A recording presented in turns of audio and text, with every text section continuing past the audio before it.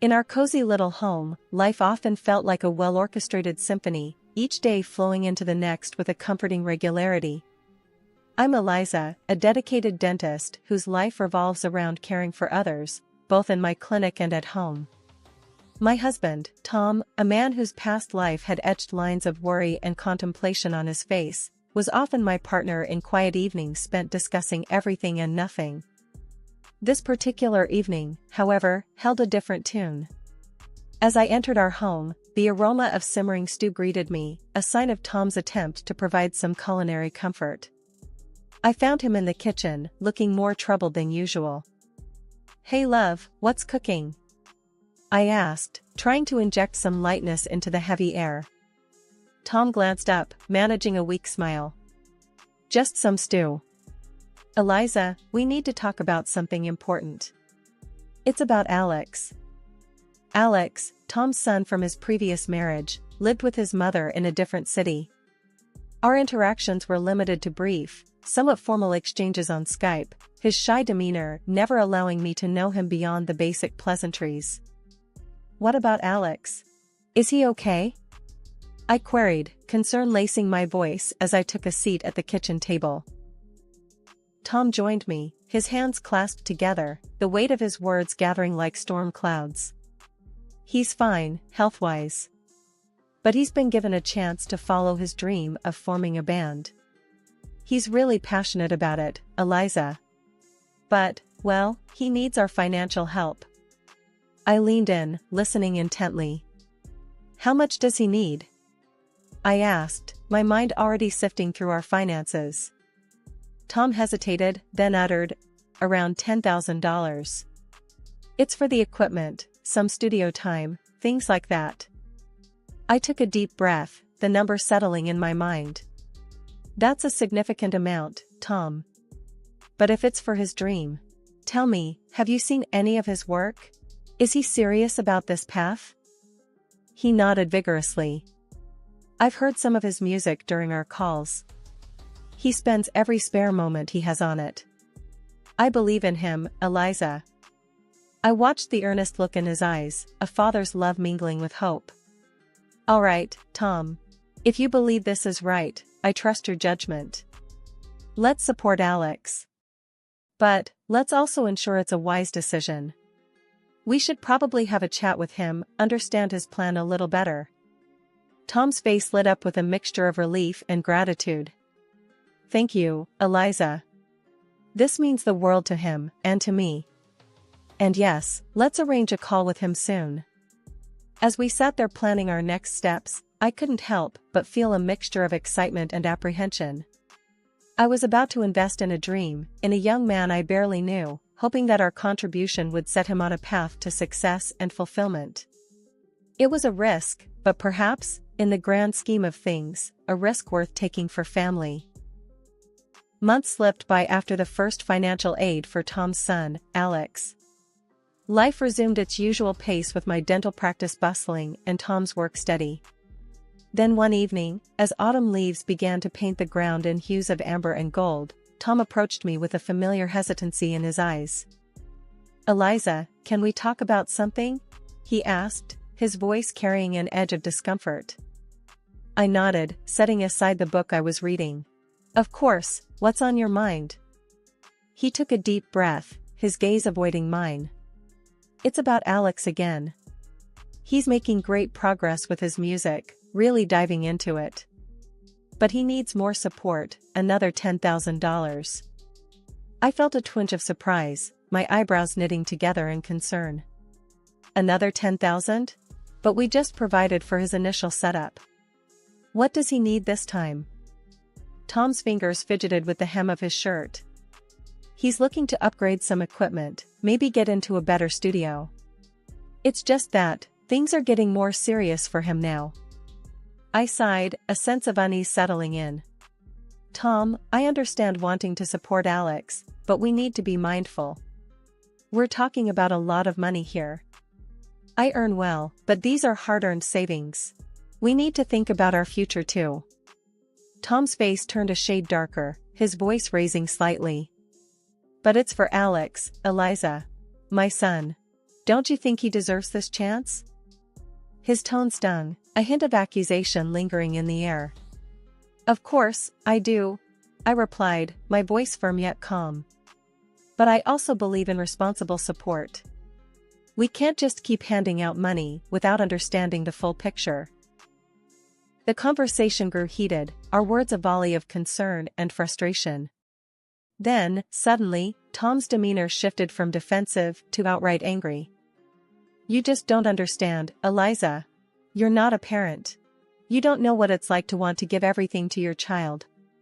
His words cut deep, echoing around the room. I recoiled, hurt flashing in my eyes. Tom, that's unfair. I've been nothing but supportive. But we can't be reckless. And your son is almost an adult, he needs to learn financial responsibility too. Tom shook his head, his anger boiling over. You're just being selfish and greedy, Eliza. You don't understand what family means. With that, he stormed out of the house, leaving me in a stunned silence. His accusations felt like a slap, the word greedy reverberating in my mind. I sat there, trying to piece together the fragments of our conversation, the harmony of our life now disturbed by a growing discord. Days turned into a week, and Tom's absence stretched on. I was left to ponder the situation alone, my concern for Alex's future wrestling with my dismay at Tom's reaction. When Tom finally returned, his demeanor had softened, but the underlying issue remained unresolved. I'm sorry, Eliza, he said, his voice low.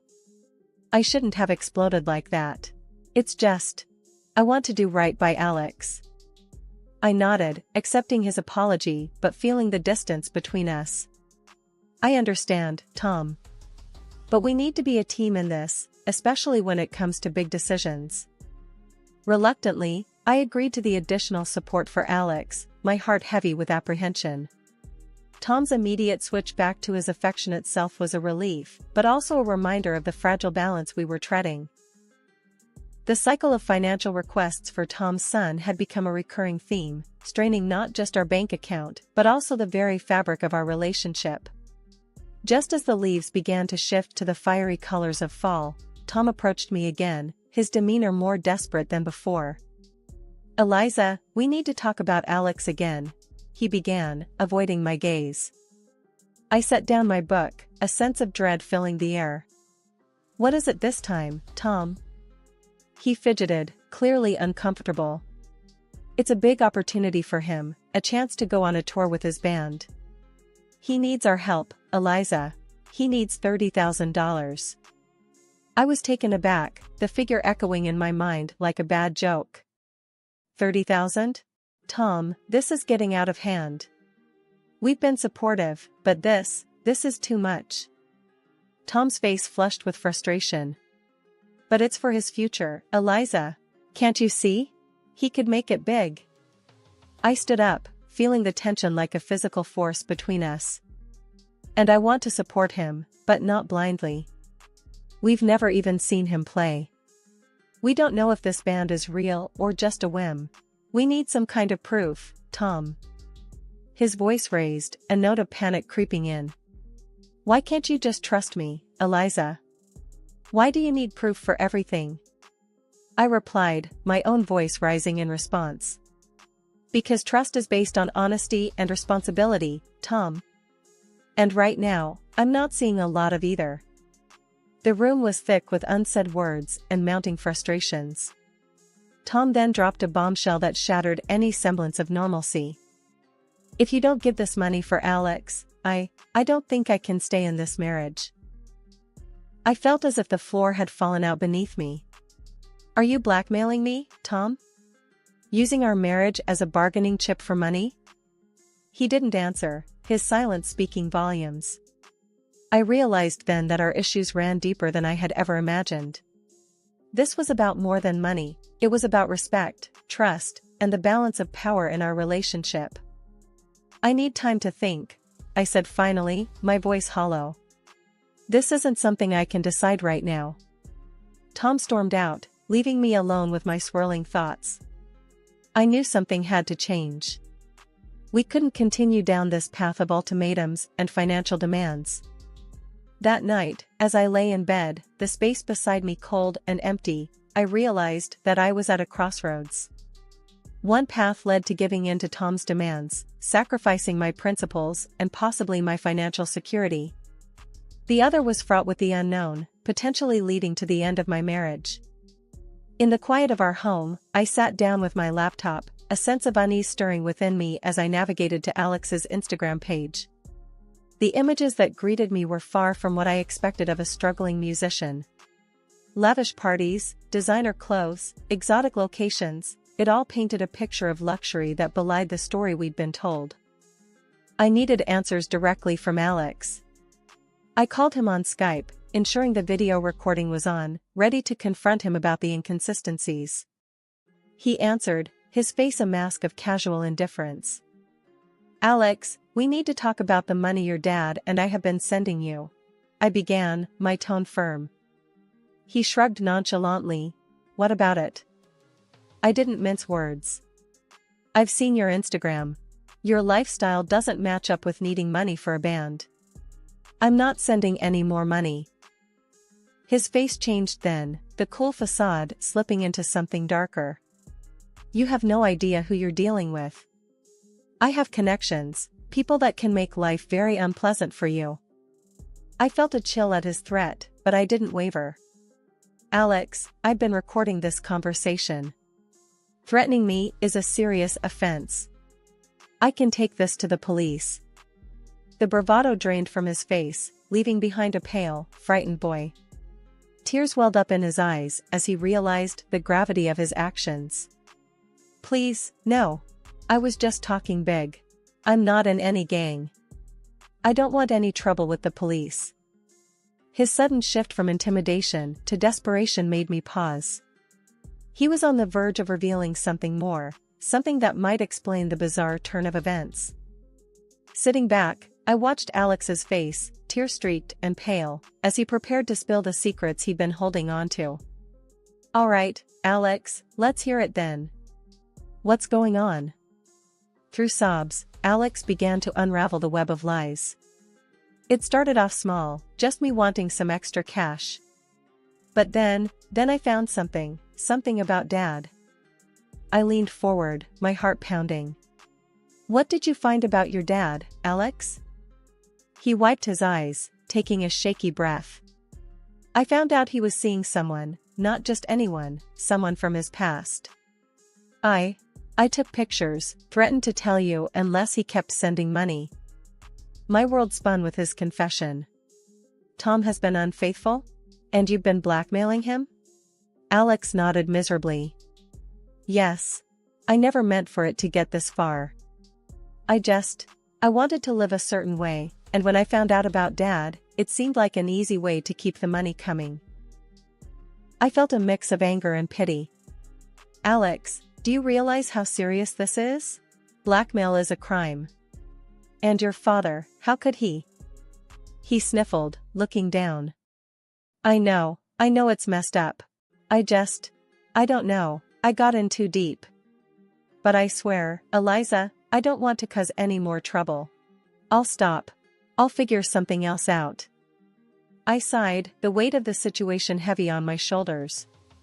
"And the band, the tours, all of that was just a lie?" He nodded again. "Yeah. I'm sorry. I like music, sure, but there was no band. I just needed a story for the money." I sat back, processing everything. My husband had been unfaithful, my stepson a blackmailer. The foundation of my family was cracked and broken. "Alex, I need to talk to your father about this. And you need to sort yourself out. This isn't the way to go through life."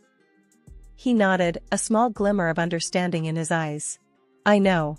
I'm sorry, Eliza. Really." As the call ended, I was left in a silent house, the echo of Alex's confessions ringing in my ears. The lies were unraveling, revealing a painful truth I could no longer ignore. I knew the next step was confronting Tom, but a part of me dreaded what that confrontation would bring.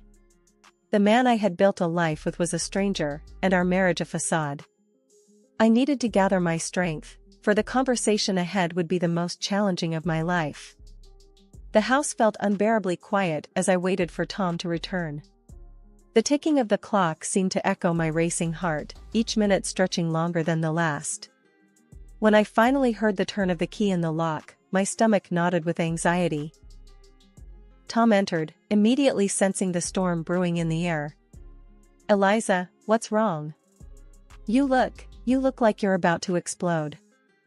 I took a deep breath, steadying myself. "Tom, we need to talk. Now." He hesitated, then nodded, taking a seat across from me. "What's it about?" I didn't beat around the bush. "It's about Alex, Tom. And it's about you. I know everything, the blackmail, the affair." Alex confessed. Tom's face paled, his eyes widening in shock. What? "Eliza, I can explain." I felt a surge of anger. "Explain? How can you possibly explain lying to me, allowing your son to blackmail you, and using our money to cover up your affair?" He looked down, shame etched across his face. "I was afraid, Eliza. Afraid of losing you. I thought I could control the situation, but it spiraled out of control." I shook my head, my voice rising. "Control? You call this control? You've been living a double life, Tom. And all the while, lying to my face." Tom's voice broke. "I'm sorry, Eliza. I never meant for any of this to happen. I didn't know how to handle it." I stood up, my hands trembling with a mixture of fury and heartbreak. "Sorry doesn't cut it, Tom. Your son was threatening me, using gang connections to intimidate me because of your mistakes." Tom stood as well, reaching out to me. "Please, Eliza, let's try to work this out. I'll do anything." I pushed his hand away. "Work this out? How can I possibly trust you again? How can we go back to how things were knowing what I know now?" He had no answer, just stood there, a man broken by his own deceit. I knew then that our marriage was beyond repair. The trust that once bound us together had been shattered by lies and blackmail. "Tom, I need you to leave," I said, my voice cold and final. He didn't argue, just nodded silently and walked out, the door closing with a soft click that seemed to echo the closing chapter of our life together. As I sat back down, alone in the echoing silence of our home, I felt a profound sense of loss and betrayal. But amidst the pain, there was also a flicker of relief. The truth was out, painful as it was, and now I could begin to heal, to rebuild my life on a foundation of honesty and self-respect. In the aftermath of our confrontation, the house felt empty, the silence a constant reminder of the betrayal and deceit that had unfolded. I knew I couldn't just let things end there. There needed to be consequences for the lies and the financial manipulation. It was time for a legal reckoning. I found myself sitting across from a lawyer, my hands clenched tightly in my lap. "Mrs. Johnson, I've gone through all the information you provided," he began, his tone professional yet sympathetic. "I need to pursue legal action," I stated firmly. "Not just for the divorce, but for the recovery of the money Tom used for his blackmail payments, and for the emotional distress this has caused me." The lawyer nodded, understanding the gravity of the situation. "We can certainly file for divorce on grounds of infidelity and emotional distress. As for the money, we'll need all the evidence you have of the transactions and any communication between you and your husband or stepson regarding this matter." I assured him I had kept meticulous records. I trusted Tom completely. "Never thought I'd need these as evidence against him," I admitted, a sad irony in my voice. He offered a small, reassuring smile. "You're doing the right thing by protecting yourself and your assets. This won't be easy, but I'll be with you every step of the way." The following weeks were a blur of legal documents, meetings, and court appearances. Tom looked defeated each time our paths crossed, the reality of his actions finally hitting home. At one such encounter, he approached me, his expression one of regret. "Eliza, I never wanted it to come to this. I'm sorry." I looked at him, the man I once loved, now a stranger. Sorry isn't enough, Tom. You made your choices, and now we're both living with the consequences. The final court session was the hardest. I sat there, listening as my lawyer laid out the case, detailing the emotional and financial toll of Tom's deceit. When the judge finally spoke, granting me the divorce along with compensation for the misused funds and emotional suffering, I felt a bittersweet relief. As I walked out of the courtroom, the weight of the past months felt both heavier and lighter. I had stood up for myself, faced the legal battle, and emerged with a sense of closure, albeit a painful one. But the journey wasn't over. There were still pieces of my life to pick up, a future to rebuild. I knew it wouldn't be easy, but as I stepped out into the sunlight, I felt a glimmer of hope. I decided to visit my old friend and confidant, Martha, who had been a pillar of support through my ordeal. As I entered her cozy living room, she greeted me with a warm, knowing smile. "Eliza, look at you. How are you holding up?" she asked, ushering me to sit. I sighed, a small smile playing on my lips. "I'm okay, Martha. It's been tough, but I feel like I'm finally seeing the light at the end of this long, dark tunnel." Martha patted my hand gently. "You've been through so much, my dear. But you handled it with such grace and strength. I'm proud of you." I nodded, feeling a sense of pride myself. It was hard, Martha, facing Tom in court, unraveling all the lies. But I stood up for myself. And now, it's time for a new beginning. Martha's eyes twinkled with encouragement. "So, what's next for Eliza Johnson?" I took a deep breath, feeling the weight of the question. "First, I think I need some time to heal, to rediscover who I am outside of this whole mess. Then, I want to focus on my work, maybe even take a vacation, something I haven't done in years." "Sounds like a plan," Martha replied warmly. "And remember, Eliza, this is your chance to rewrite your story, on your own terms." Her words resonated within me. Yes, I had been through a storm, but now I had the opportunity to chart my own course. In the following weeks, I immersed myself in work and self-care. I took up yoga, started reading more, and even planned a solo trip to a place I'd always wanted to visit. Life without Tom was different, but it was mine to shape. One evening, as I was preparing for my trip, the doorbell rang. It was Alex. He stood there, looking nervous and remorseful. "Eliza, I just wanted to say I'm sorry, face to face. For everything," he stammered. I regarded him, seeing not the aggressive young man from our Skype call, but a remorseful, lost boy. "Thank you, Alex. I hope you've learned from this, and that you're making changes for the better." He nodded earnestly. "I am. And I owe it to you for standing up to me. You helped me see how wrong I was." I smiled slightly, acknowledging his apology. "Take care of yourself, Alex. And make good choices, okay?" As he walked away, I closed the door and turned back to my own path, feeling a sense of closure. The journey had been arduous, but I emerged stronger, wiser, and ready for whatever lay ahead. The sun set in a blaze of glory, its vibrant hues a promise of the new chapter awaiting me. A chapter of healing, growth, and self-discovery. A new horizon was before me, and I stepped forward with determination and hope, ready to embrace whatever the future held.